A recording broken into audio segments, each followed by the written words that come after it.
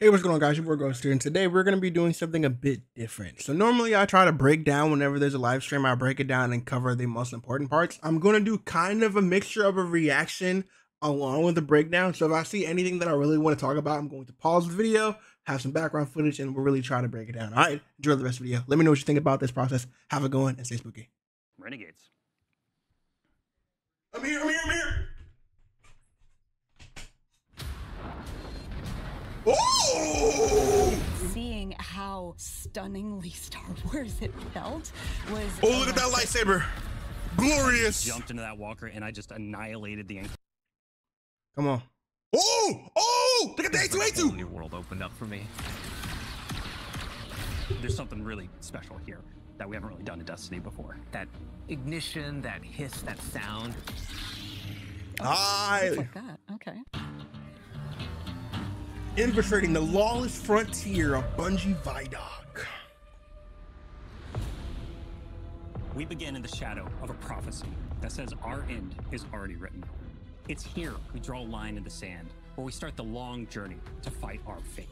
In Renegades, Guardians infiltrate a criminal underworld to save a friend whose past has caught up with him and disrupt the rise of Is that powerful Drifter? new enemies. Who is that? In special collaboration with Lucasfilm Games, we took inspiration from Star Wars to craft a one-of-a-kind Destiny I story. tell you what.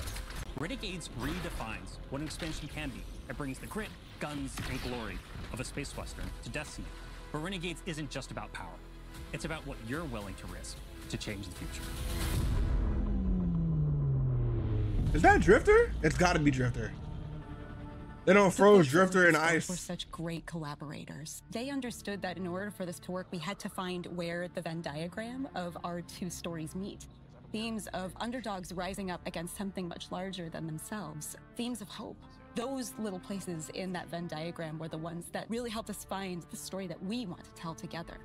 If you look at Star Wars and you look at Destiny, Oh, look at the you kind of see that hole! parallel that You can, like, exists. eat. That's the So, hole for that instance, Boba Fett Arch died in. Legion, there are Sith. Pretty Sithy. Yeah, and then you've got the Barrett Imperium, and they are very, very Empire-like. Yes. They have a huge appetite for expansion. I think of the Praxic Order. There are Jedi in this release, and they are very focused on order and law and understanding that there is a binary in our universe of good and evil. We get to poke at that a little bit in a way that suits our story. Why does that and our Praxic? world, Isn't there an while exotic still in the feeling Praxic very people? much like the inspiration that we're calling from. Edge of Fate leaves us with a really big pass forward into the future. We know of this prophecy now that tells us that we need to bind the Nine or we face extinction. And Drifter was there on Kepler. He saw all of this. Not running from this one. Drifter is convinced that there's a connection between the Nine and the rise of this new faction, the Barrett Imperium. He sees them rising at an unnaturally fast rate and is insistent that there's a problem. But the Vanguard isn't listening. They're insisting that he needs to stand down. Man, fuck the The cool Vanguard. thing about this criminal underworld is you and Drifter and your crew, you come in at the bottom, and at the top, there's the Barrett Imperium. You need to work Ooh, that look hard. wicked criminal syndicates in between, earning your power, building up the notoriety, getting the gear that you need to take down that powerful Imperium at the top. There's a weapon that the Barrett Imperium have made, and we need to be the ones to destroy it. And we're not going to be Death able to Star? do that unless we work with exactly the kind of people that we normally fight. So we're going to head out to the lawless frontier, and one job at a time, we're going to take down the Imperium. Okay. Ooh, I like the way the Cabal look. Here is filled with big, chaotic, cooperative. Ooh, look at the activities. Hobgoblin. You're gonna choose the job, you're gonna choose which renegade abilities you're gonna take into those jobs, and then you're gonna drop into the action with your team, smash up those objectives, get as many riches and treasures as you can, and then get out or die trying. To do that, you're going to go to the Lost Frontier Hollow map. You'll see Mars, Europa, and Venus with swamps that are very reminiscent of Dagobah. There's some hints of Hoth in Europa, right? Yeah. For fans of both Star Wars and Destiny, like Mars, which is some pits that are very reminiscent of Sarlacc pits, and you don't want to fall into them, you'll die. These are Destiny locations. It's just we're taking inspiration from some of these iconic places in Star Wars. Let's say we go to Mars and you're gonna pick a bounty hunting job for the Fallen to take out some Cabal. And then you either matchmake with people online, you take your crew with you, you can play solo. Every time you drop in, you might be in a different location on the map. Your objectives are gonna be a little different. Oh, hold on. This armor look ugly, but in a good way. It look like that good ugly, like the strapped together. Along the way, we're gonna throw a bunch of curveballs. You might run into a missile tower that's trying to take you out from halfway across the map. And you have to like divert and take it out, and you get some extra credits out of that. Defeat your boss, get to the exfil with whatever time you got left. Call your ship in. All hell drops in on your head from the Cabal. Oh, look how many ads there is! You Okay, so I want to make the first stop here. I really do want to talk about this new activity that they're teasing, to where you're basically going to be working with all the different, I don't want to say houses, but factions sounds like a better word, but that doesn't sound like the right word either. The different factions to do different missions to build your notoriety in the Lawless Frontier. Looks really cool. The way you pick out the missions and everyone sends you one looks really cool. The ad destiny looks actually pretty solid. I saw that blaster at the beginning of the Vidoc. Looks really cool. That hunter did a little bit too much extra with that grapple though. But back to the activity. It looks solid. Looks kind of similar to the activity we have right now in Ashen Iron. I believe it's called Reclamation or Reclaiming. One of the two. Looks pretty solid. I do need to see more of it. One thing I really want to talk about is definitely the maps, because they was really in their bag. It looks really good. You got the swamp, you got Europa, it looks really nice. You got Mars, it looks really solid. It reminds me of that mission at the beginning of Witch Queen. If you guys remember, you're at the beginning of Witch Queen, you're on that, looks like a kind of like an oil Cabal based mixture thing. It looks pretty solid. That's what it reminds me of, the one on the Mars. The Europa one looks really nice. Europa is one of my favorite planets. I'm glad they're doing more with it. I want to be more on it more. The swamp one, I need to see more of it. It looks really cool. I'm really, really glad I want to talk about this other activity that's coming up later in the Vidoc, so let's get to the rest of it. hop aboard and you've got to exfil. That's a lot of ads. Over the course of the campaign and deep into the post-game of Renegade, Comcock! you're going to be unlocking and earning a bunch of different Renegade abilities. We've got things like airstrikes. Ooh, we could use missiles. We could use Cabal drop pods to kill other people. Interceptors. It's not just us anymore getting Spikes, turrets. We've got 9 abilities, 7 upgrades. There's a ton of stuff that you can bring in and just change how things play. All right, It's like a tech Bungie. tree of options. It's like a whole tree of options across support, defensive, and Swoop bikes. offensive abilities. So the player's going to have a lot to play with here. All right, Bungie. Come The on. Lawless Frontier isn't just about raw power. I'm trying It's my about best not to influence, get hyped. shady backroom deals, working for these powerful syndicates and against them at different times. And all of this takes place at the heart of the criminal underworld and Tharsis Outpost. Okay, so we saw this. I'm really excited about these abilities. I hope they don't end up like Kepler abilities though, because the Kepler abilities are very hit or miss. I am honestly all but over Matterspark, and you don't get to use anything else other than Matterspark outside of the campaign pretty much, besides secret and stuff. So I'm glad these are here. Let's talk about the bar though. Yo, we in a bar? They got the bars They have been too? preoccupied. They've been Oh off my saving God, the world, no, and I'm they getting have been hyped. looking at Tharsis. It's changed a lot since the last time we were there. It's now this thriving black market, this criminal underworld. Tharsis Junction became Tharsis Outpost. If you have an unsavory job that you need done, you can find it at Tharsis Outpost. Is that the spider? Tharsis Outpost feels appropriate for both Star Wars and for us. When we looked at Mos Eisley as inspiration, we knew that we could play in that playground in a really fun way. From the ghosts that you'll see floating around to one Elixni with all 4 of his Elixni arms shaking up drinks. We took that inspiration and we found a Nice. Destiny spin on it. Criminal syndicates have moved in. You're working with the syndicates.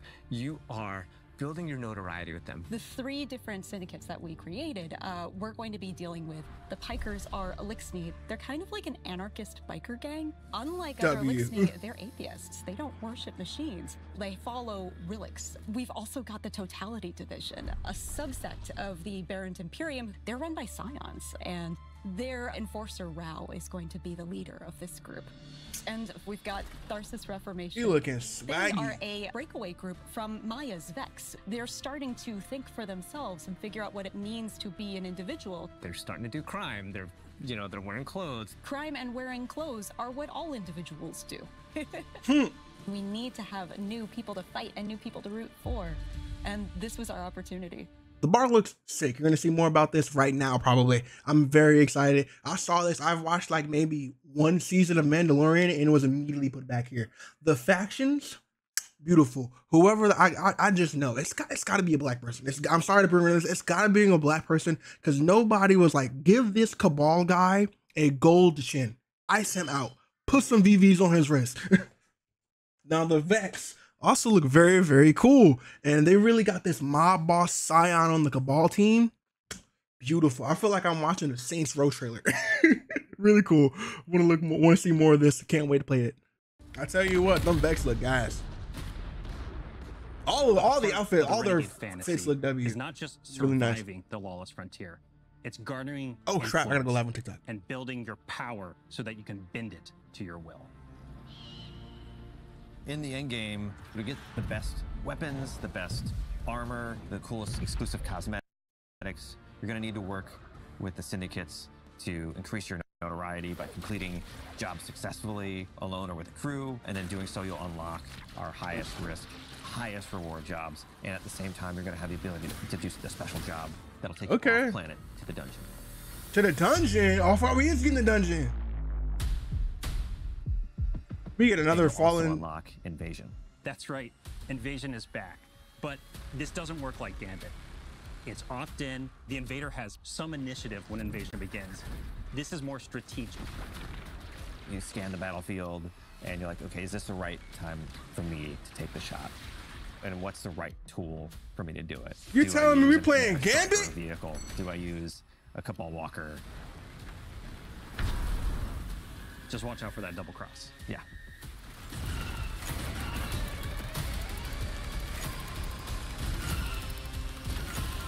Bro, they got, hold on, bro. Another thing I would definitely want to talk about is Invasion. This looks very solid. So it looks like the missions that you can go on with your team, the little missions you can go on for each syndicate can be invaded, but you can opt in and out of it, which looks really, really cool. I'm definitely want to try this. I'm glad they did some things with Gambit, saying that Gambit and Destiny Rising has been absolutely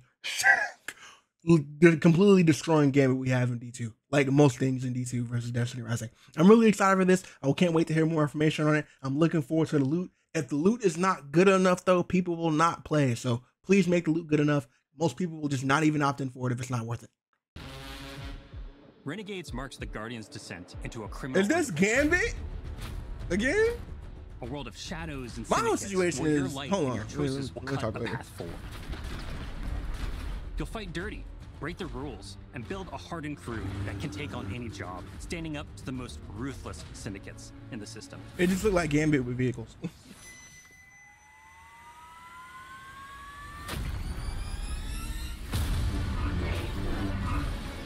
Oh, you could throw the lightsaber.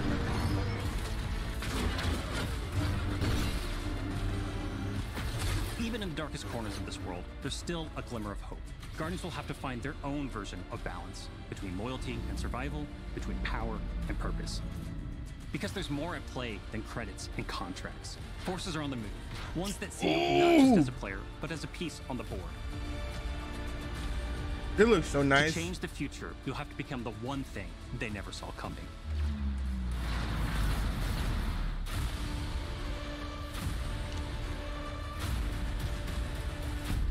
Start the engines. Take off as soon as you can. Who you? Alright, man. You already got me for the year. I'm kinda hyped. I'm not gonna lie. I'm kinda hyped. Right. It looked real nice. I'm trying to stand 10 toes down as Team Hate Bungie. So pre-orders for the new Renegade Standard? Yeah, so I think it's like probably best. There's so much, like to do a really kind of quick overview of what we looked at here. So Renegades thrust you and your crew into the heart of a lawless frontier that's emerged around Mars, Europa, and Venus, all new locations across those places. And you're trying to keep up with Drifter, ultimately, who's chasing startling visions of calamity and rumors of a powerful new Cabal faction that's rising, the Baron Imperium. That Imperium's installed themselves as top dog. I tell you what, these dudes look lit. That the Nine is involved with the Imperium's rapid growth. It wouldn't be the first time the Nine have meddled. Wait, is that a Guardian? An evil Guardian? Is that anyway, Shin Malphur? The Imperium Okay, now that we saw that, I had this, as you just saw, this random eureka moment. If you guys don't know who Shin Malfoy is, I don't know if you guys have done the mission for Malfeasance when you have to redo Corrupted, but you do that side quest and you see that Shin Malfoy shoots a light bearer. I don't know the exact lineup lore for him, but I do know he's not very known about past this mission if you don't read the lore. I'm assuming that this could be him. If we finally get an evil guardian that we're fighting against, that could be really cool. It'd even be even more cool because Drifter's involved, and Drifter's the one, A, he was friends with Shin Malfoy, but B, he's the one who sent us on the quest that let us see him for the first time in the first place. So I'm interested in this. Let me know what you guys think in the comments below. Let's get back to the video. Let's talk about Dungeon the on last day thing one? that players may have seen, or the first thing, honestly, we saw chat blown up. Let's talk about the saber. Right. So, yeah, this is Destiny's Lightsabers. homage, right? It's our love letter to the Star Wars lightsaber. And we're calling it the Praxic Blade. Man, call it lightsaber. A lot more closer to launch. I'm really sorry. I feel like a parrot right now just saying the same thing. But what I can say is that the Praxic Blade is going to be highly customizable in both gameplay and visuals. Okay. And so there's going to be a ton of parts and components that you'll be chasing and discovering throughout the Lost Frontier, within the Turf War, within the dungeon itself. And this is all about kind of making the Praxic Blade your own. And you saw it in the Vidoc, but the blade really does feel truly exotic right now. You can do things with it that no other weapon can do. Okay, it's definitely an exotic. And I really can't wait till players get their hands on it here in a few months. Awesome. Yeah. Well, that's it for Renegades. We have 2 more big subjects to go through today. That's it for thanks for running Renegades? us through that. Of course. Bro, you only been live for like all about quality of life. 30 It's gonna be minutes. About a lot of the feedback that we've been seeing in the We live only had sessions, like 20. What? as That's it's it? Oh my goodness. After Oh no. that, we'll be talking about Ash and Iron with another cast of devs to talk about a bunch of cool stuff. So we have another list here of, honestly, we've been getting a ton of feedback around featured gear. We've This been will be the getting third time. feedback around like legendary weapon No, tiering. I think What are so. we changing? Yeah, so this whole space is about expanding Yes! those weapons in your chase. And we have, we hear No you. more we hear that featured featured gear is gear! far too restrictive for how you're playing the game right now. And so one of the big changes we're making is all exotic weapons and armor are going to be featured gear Yes! starting in Renegades. In Renegades! Class items, your prismatic builds, they're back on the table. You don't have to worry about it anymore. You're not having to think about what exotic you put on. It's all about what build you want to craft. Right? And sweat. The other Okay. thing that we've been listening to a lot when it comes to the gear chase is like, hey, you know, you might earn a tier 1, 2, or 3 weapon, you know, a roll of a weapon you really love, your personal god roll, or the community saying this is a god roll, and you're looking at Can that, you and you're hub like, it? man, As it's wish it was a cool, tier but, like, 5. it's not that top tier, right? And so in Shadow and Order, which is our major update coming after Renegades, you're going to be able to enhance the tier of your legendary weapons all the way from tier 1 to tier 5. Oh, we're back, with new boys. currency and We're new back. feature that we have. Again, this is all about expanding that gear chase. Actually, wait a minute. No, And wait, before we get wait, ahead of wait. ourselves, like, Fuck. as a I player, know and Cross is I'm losing his guessing in shit. chat, people are I got saying, to "Oh, Cross so I is should jumping keep up and my down. Tier 1, tier 2, tier 3 weapons. More Where am I vault gonna put space and these? improved What's going on sorting with and vault space? filtering. Yeah, so with Renegades, we are going to give you more vault space. That is the thing. How we're gonna much be more? doing. And also, the team is working on a pretty big update to improve the sorting and filtering of just using your vault in game as well. Yeah, we'll have Bro, many if they more can make details it so in the vaults weeks and months vaults when we like get they this roadmap stack, together, but so I can our have final like note in 35 this section ergo before we sums go and to it only takes one balance slot. is, That'd be great. The portal scoring. Yes, yeah. So right now, with the featured and new gear, there is just an intrinsic Upcoming bonus super and that you subclass get buffs. for wearing that gear. I guess it's extrinsic because we're asking. But anyway, you have it on. I'm back on the you Bungie get hype a score train. bonus in the portal, which means you're not only thinking about don't like, got me, activity y'all. customization, I'm back in. your build, but also now you have to think about the score too, and like, should I wear this or not in order to chase the high score? And for the vast majority of the experiences in the portal, we think that's just too much complexity right now. And so we are sunsetting that idea. And so again, this is going to drastically open up the space for you to basically use whatever you want in the vast majority of things you play inside of the portal. Bro, and I chasing just the bought and doing that power climb. I just And- bought and my let's copy of start from Borderlands this 4 when today. Y'all were talking about it. We've had a ton of conversations with the dev team. It's like, Damn. there's a lot of feeling of I'm playing Destiny the wrong way, and this was contributing to it because I had to think, oh, if I put this armor on, it's wrong. This helps that out and gets you into the fun faster. Yes, So. and then like we do believe and see a space for ways to highlight gear and exotics and things like that. You know, stuff we've done with the artifact for a while now.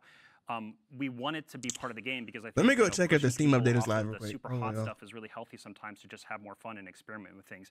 But we know that It's we not. need to find ways to make this feel like a bonus and more excitement to do it versus what we currently have now, which is why we're making these changes. Awesome.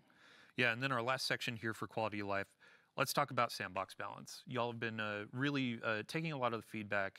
All right, well, this place, I'm going to get my cereal. Since the announce of quite a few nerfs and some balancing, and you have some new approaches to philosophy when it comes to this. Yeah, so at the top here, one of the things we're doing is we're upgrading our internal process for kind of how we evaluate our buff and nerf policies, and also the timing of which when we go out and do those. And so a big part of that here through Renegade's launch is going to be non-critical balance changes are on pause right now. And so this is partially in reaction to obviously some of the sentiment around some of the changes we're making, but it's giving time for us to make sure that when we do start to do more balance updates a little more frequently again, we communicate honestly. We just need to do a better job about communicating about why we're changing something. Yes, you do. And some of You the really do. intent behind it. Absolutely do. And the reason I speak about this, yeah, because you asked me this a couple times in our rehearsal, Dylan, it's like, what does non-critical mean? Sorry, I'm taking your words here. No, no. I'm just on a roll. We really want to make sure that we're still making balance changes, or if we have to ban something for that epic raid race or the dungeon race that's going to happen with Renegades, right? The quality of that experience is incredibly important to us, and we know it's incredibly important to y'all. And so, again, we're putting a pause on nerfs and balance changes for now, but if we really need to change something... So are you going to roll back those nerfs you did with the weapons update? We'll make changes. Yeah. And ultimately, it's like... You should roll back all those changes you did. And kill a raid boss in 2 Roll them punches. back. Like, that's critical. That needs to be toned down or balanced around. But other things, like, we actually have a list here of, we announced some tuning changes or nerfs that we're going to be reverting. Last week we were talking about Grand Overture and Queenbreaker. Yeah. We're reverting the changes thank there. God. Yes. And then we had some reworks to exotics like Stronghold, Chromatic Fire. We're going to be reverting those. And then as a part of this new initiative where we're looking at our philosophy, reevaluating how we do these things, we'll be looking how we approach it and how we communicate it. Yes. So exactly. cool. And then final note to end on a high, honestly, like we've been talking about nerfs and all that. Let's talk about buffs. Yeah, of course. Yeah. So we've got some buffs. We've been working with the gameplay team around supers and subclasses that are going to be coming. Some with Ash and Iron here in October, but then also in December with Renegades. And I think you've been talking with them a little more closely, actually. We getting a new super in this big thank patch. you to Ben Womack, Eric Smith, Sandbox team. A couple notes, like we saw a thread where folks were saying, hey, the original 3 supers that launched with Destiny 11 years ago, happy birthday. Yeah. They feel a bit undertuned. And Bro, I I saw a note just where it's saw like, this. Word of Dawn, Titan Bubble. That needs to be brought up. Golden Gun. I know Warlocks are getting some abilities changes too. Turrets. So turrets changes coming very soon. And grenades and other things too outside of turrets. So we will have a full list over the coming weeks, and honestly, it may build. We need to get our roadmap together so we know exactly which hot fixes, updates they're going to be rolling out in.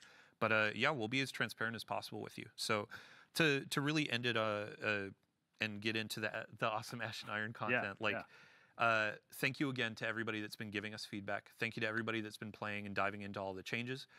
We know some need work, and we're going to be doing that. We've been listening, and now we're getting through the planning stages, and we're executing on a bunch of changes over the next few updates and beyond Renegades. For the rest of the stream, they talk about Ash and Iron. I can give a little bit of input on this because I played a little bit of it, but one thing I do really want to talk about is in here, so we're going to talk about this too. But mainly, Ash and Iron is a complete broken mess.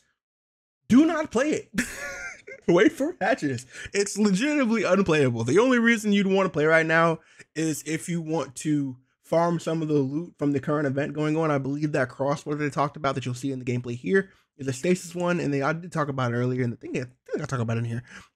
The stasis crossbow is droppable, and it'll get more and more likely to drop as we get closer to the end of the season and closer to the Renegades. It'll be a lot likely to drop. In the last event of the season, there will be an event that you can get focused for. You can focus it and get hollow for versions of it. But yeah, leveling is broken. Okay, you can't level up right now. And if you do want to get a +1 drop to your level, you need to have like 60 plus below. So trash. Freaking Crucible is broken. You had seven kill Crucible games. Terrible, and a bunch more. But the main thing is leveling, because people trying to get to 550 to get some more loot, get tier 5 loot a lot easier, and you can't do that because leveling is broken. Anyway, here's the rest of the video. I'm gonna end this with some footage about the axe that I'm really excited about. I'm glad that's a weapon officially. And yeah, have a good one. I'll see you guys later. Stay spooky. Peace. Yeah, as I mentioned earlier, Maya wants to expand her reach, and the best way to do that is like the same way you would with the Wi-Fi in your house. You need expanders, you need routers, right, to boost that signal. And so she is going to be looking to get her hands on Warsat technology, which is why we'll be working with Saint 14 and Anna Bray throughout the season. Saint 14 is sort of our tactical expert, and then Anna, as with her association to Rasputin, having all the subject matter expertise on Warsats. Awesome. And not to get too deep into spoilers, well, I'm glad to we'll see be Anna working back. with 3 of Kyle Toll's Scions specialists. Let's hope we don't kill him this time.